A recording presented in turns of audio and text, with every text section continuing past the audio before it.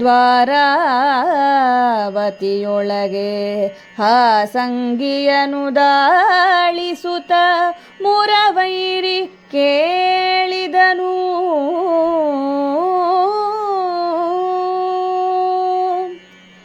ತನ್ನಯ ಮೇಳದೈವರ ಸತಿಯ ಹುಯ್ಯಲನು ಕೇಳಿದನು ಮುರವೈರಿ. ಆಳಿನೊಂದಪಮಾನವಾಳ್ದಂಗೆಂಬ ನುಡಿಯಿಂದ ಕೋಳ ಹೋದುವೆ ಪಾಂಡುಪುತ್ರರ ಬಾಳುವೆಗಳ ಕಟಾಯನುತ. ಲಕ್ಷ್ಮೀಲೋಲ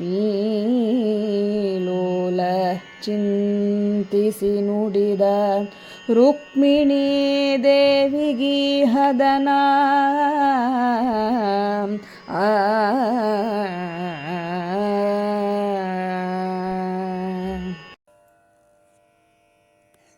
ನೂರ 31ನೇ ಪದ್ಯ. ಈಗ ಕೇಳಿದ್ರಿ ನೀವು. ಅದನ್ನು ಗಮಕಿಗಳು ಕೀರವಾಣಿಯಲ್ಲಿ ಹಾಡಿದ್ದಾರೆ. ಕೀರ ಅಂದರೆ ಗಿಣಿ ಅಂತ. ಗಿಣಿಯ ಹಾಗೆ ಧ್ವನಿ ಇದೆ ದ್ರೌಪದಿಗೆ, ಆದರೂ ಅವಳು ಕೂಕೋತಾ ಇದ್ದಾಳೆ. ಇವಾಗ ಹುಯ್ಯಲನು ಅಂತ ಹೇಳ್ತಾನೆ ಕೃಷ್ಣ ಹುಯ್ಯಲು. ಅವಳೆ ಅಳ್ತಾ ಇದ್ದಾಳೆ ಜೋರಾಗಿ. ಅಳ್ತಾ ಇರೋದು ಹೇಗಿದೆಯಪ್ಪ ಅಂದರೆ ಅವನಿಗನ್ಸತ್ತಂತೆ ನಾನುಡಿ. ಆಳಿಗಾದ ಅಪಮಾನ ಯಜಮಾನನಿಗೆ ಅಪಮಾನ ಆದ ಹಾಗೆ ಅಂತ ಯೋಚನೆ ಮಾಡಿ, ನಾನು ಇಡೀ ಪ್ರಪಂಚಕ್ಕೆ ಯಜಮಾನ, ಅಪಮಾನ ನನಗೂ ಆಗತ್ತಲ್ವಾ ಅಂತ ಯೋಚನೆ ಮಾಡಿದಂತೆ ಭಗವಂತನಾದರೂ ಅವನು ಮಾನವನಾಗಿ ಹುಟ್ಟಿದಾನಲ್ವ. ಹಾಗೆ ಯೋಚನೆ ಮಾಡಿಬಿಟ್ಟು, ಅಯ್ಯಯ್ಯೋ ಪಾಂಡವಿನ ಮಕ್ಕಳಿಗೆ ಇವತ್ತು ಜಾಗವೇ ಇದ್ದಾಗಾಯ್ತಲ್ಲ ಭೂಮಿ ಮೇಲೆ, ನಿರ್ಗತಿಕರಾಗ್ಬಿಟ್ರಲ್ಲ, ಅವ್ರ ಬದುಕು ಹಾಳಾಗಿ ಹೋಯ್ತಲ್ಲ, ಏನಾದರೂ ಒಂದು ಮಾಡಬೇಕು ಅಂತ ಆಲೋಚನೆಯನ್ನು ಮಾಡಿ ಕುಳಿತಲ್ಲೇ ಚಿಂತನೆಯನ್ನು ಮಾಡಿ ಮುಂದಿನ ಪದ್ಯದಲ್ಲಿ ಹೇಳ್ತಾನೆ ರುಕ್ಮಿಣಿ ಜೊತೆ ಒಳಗಡೆ ಕ್ರೂರ ದುರ್ಯೋಧನನು. ಮುಂದಿನ ಪದ್ಯವನ್ನು ನಾವು ರಾಗವಾಗಿ ಕೇಳೋಣ. ಕ್ರೂರ ದುರ್ಯೋಧನನು ದೃಪದ ಕುಮಾರಿ ಪಾಂಚಾಲೆಯನು ಸಭೆಯಲ್ಲಿ ಸೀರೆಯನು ಸುಲಿಯಲ್ಕೆ ಕಾಯೇ ಕೃಷ್ಣ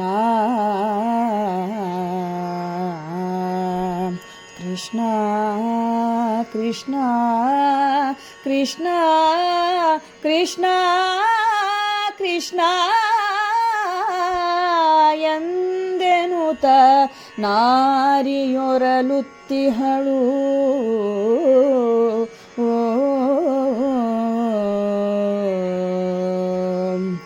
ಗುಟ್ಟ ಸೀರೆ ಸೆಳೆಯಲು ಬಳಿಕ ಲಕ್ಷ್ಯ ಸೀರೆಯಾಗಲಿ ಎಂದ ಗದುಗಿನ ವೀರ ನಾರಾಯಣ.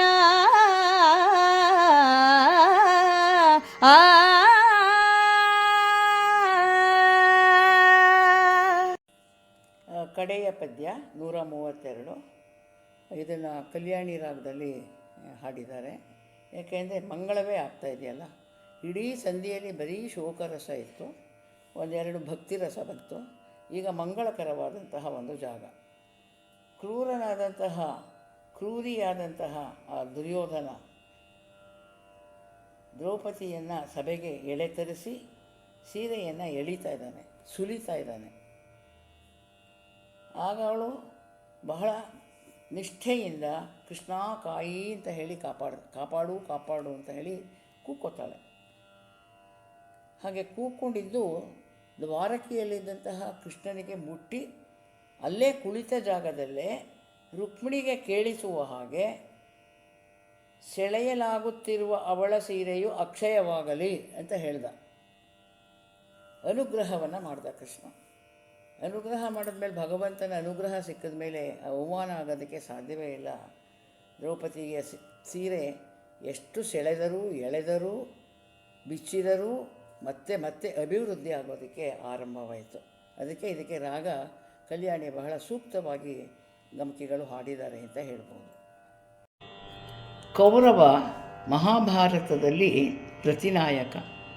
ಈತ ಸಕಲ ನೀಚ ದುಷ್ಟ ಕೃತ್ಯಗಳ ಸಂಕೇತದಂತೆ ಕಾಣ್ತಾನೆ. ಯಾಕೆ ಅಂದರೆ ಅವನ ಹುಟ್ಟು ತಾಯಿಯ ಅಸೂಯೆಯ ಫಲ, ಅವನ ಬೆಳವಣಿಗೆ ತಂದೆಯ ಮೋಹಾಂಧತೆಯ ಫಲ.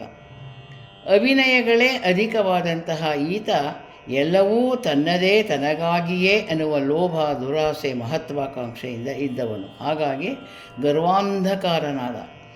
ಅವನ ಕಣ್ಣೆದುರು ಇದ್ದದ್ದು ಧ್ಯೇಯ ಪಾಂಡವರ ವಿನಾಶ ಒಂದೇ. ಜೊತೆಗೆ ಅಸಭ್ಯ ರೀತಿಯ ವರ್ತನೆ, ಅಸಹ್ಯ ರೀತಿಯ ನಡತೆ.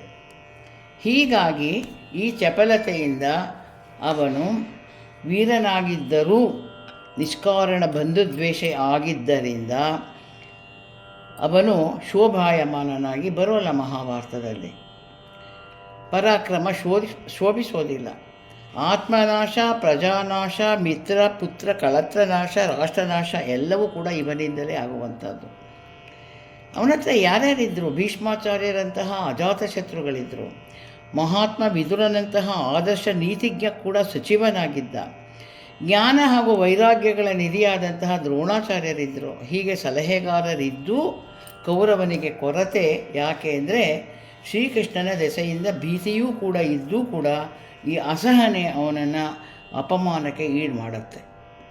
ಶತ್ರುಗಳು ಬೆಳೆಯಬಾರದು, ಯಾವಾಗಲೂ ಹೊಟ್ಟೆ ಉರಿ. ಒಟ್ಟಿನಲ್ಲಿ ಒಬ್ಬ ಸಾಯಲು ಯಾವ ಮೃತ್ಯು ಭಾವಗಳು ಒಂದೊಂದೇ ಸಾಕೋ ಎಲ್ಲ ಕೂಡಿ ಬಂದಿದ್ದವು ಅಂತ ವಿಮರ್ಶಕರು ದುರ್ಯೋಧನನ ಬಗ್ಗೆ ಹೇಳ್ತಾ ಹೋಗ್ತಾರೆ. ಅಂತಹ ದುರ್ಯೋಧನನಿಂದ ಅಪಮಾನಿತಳಾದಂತಹ ದ್ರೌಪದಿಗೆ ಹೇಗೆ ಕೃಷ್ಣ ಸಹಾಯ ಮಾಡಿದ ಅನ್ನುವಂತಹ ಭಾಗವನ್ನು ನಾವಿವಾಗ ಕೇಳ್ತಾ ಇದ್ದೀವಿ.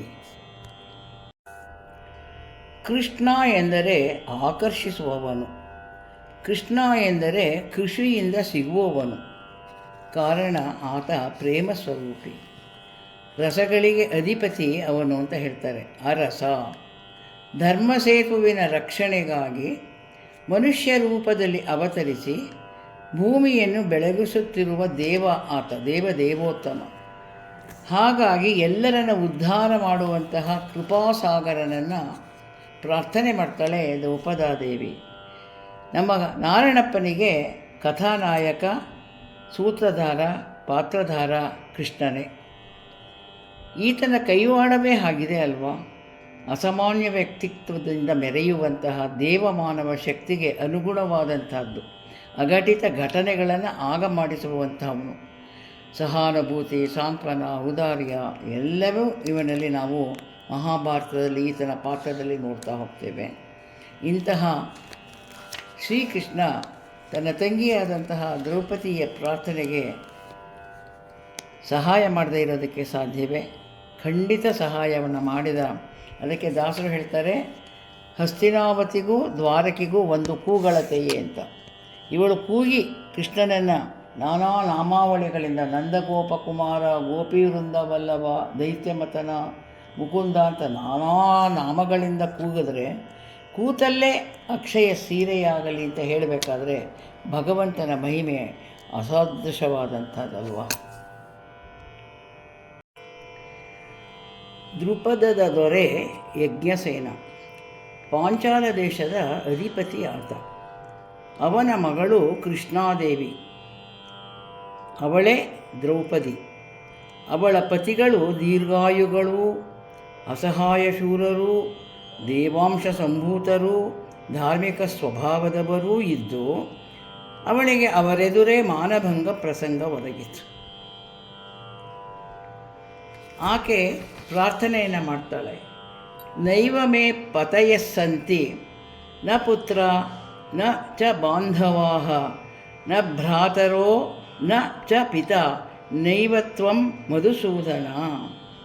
ಅಂದರೆ ನನಗೆ ಗಂಡಂದಿರೂ ಇಲ್ಲ, ಪುತ್ರ ಬಾಂಧವರೂ ಸೋದರರೂ ಇಲ್ಲ, ತಂದೆಯೂ ಇಲ್ಲ, ಕೊನೆಗೆ ನೀನೂ ಇಲ್ಲ.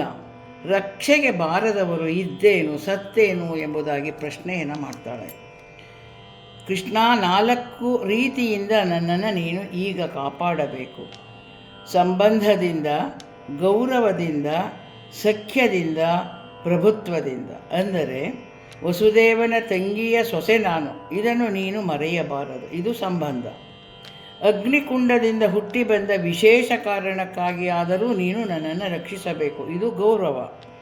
ನಿನ್ನಲ್ಲಿ ಭಕ್ತಿ ವಿಶೇಷವನ್ನಿಟ್ಟ ಸಖೀಭಾವಕ್ಕಾದರೂ ನೀನು ಒಲಿಯಬೇಕು. ಇದನ್ನೇ ಸಖ್ಯಾತ್ ಅಂತಾಳೆ. ನೀನು ಎಲ್ಲರನ್ನೂ ರಕ್ಷಿಸುತ್ತೀಯ, ನೀನೇ ಸಾಮಾನ್ಯನಾಗಿದ್ದರೆ ನಿನ್ನನ್ನು ಕೇಳುತ್ತಿದ್ದವರಾರು, ಇದು ಪ್ರಭುತ್ವೇನ ಅನ್ನುವುದಕ್ಕೆ ಅರ್ಥ. ಹೀಗೆ ದ್ರೌಪದಿ ಶ್ರೀಕೃಷ್ಣನನ್ನು ಪ್ರಾರ್ಥನೆಯನ್ನು ಮಾಡ್ತಾಳೆ.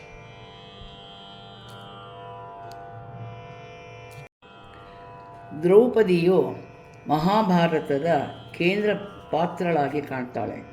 ಇವಳಿಗೆ ಅಭಯ ಕೊಟ್ಟು ಮಾನ ಕಾಯ್ದ ಕಥೆ ಮಹಾಭಾರತ. ಉಳಿದ ಘಟನೆಗಳೆಲ್ಲ ಇದರ ಸುತ್ತ ಮಾತ್ರ. ಈಕೆ ಗಂಡಂದಿರಿಗೆ ಅನುಕೂಲಳಾಗಿದ್ದಳು. ದಿನನಿತ್ಯ ರಂಪವಾದರೆ ಮನೆಯಲ್ಲೇ ಮಹಾಭಾರತವಾಗಿ, ಇವಳೂ ಚಂಡಿಯಾಗಿ, ಅವರೂ ಪ್ರಚಂಡರಾಗಿದ್ದರೆ ಅವರ ಬಾಳು ಚರಂಡಿ ಆಗುತ್ತಿತ್ತು. ದ್ರೌಪದಿ ಜೀವನದಲ್ಲಿ ಕಲಿತದ್ದು ಸುಖವೆಂಬುದು ಸುಖ ಸಾಧನೆಗಳಿಂದ ಬರುವುದಲ್ಲ, ಕಷ್ಟಪಟ್ಟರೆ ಸುಖ ಬರುವುದು. ಪಾಂಚಾಲಿಯಾಗಿಯೂ ಯಾರ ಪಾಂಚಾಲಿಕೆಯೂ ಆಗದೆ, ಪಾಂಚಾಲಿಕೆ ಎಂದರೆ ಗೊಂಬೆ, ಈ ಲೋಕೋತ್ತರ ಮಹಿಳೆ ತುಂಬ ವಿಶಿಷ್ಟ ಸ್ವಂತಿಕೆಯುಳ್ಳವಳು ಅನ್ನುವುದು ಇವತ್ತಿನ ಈ ಕಥಾಭಾಗದಲ್ಲಿ ನಾವು ಆಲಿಸಿದ್ದೀವಿ.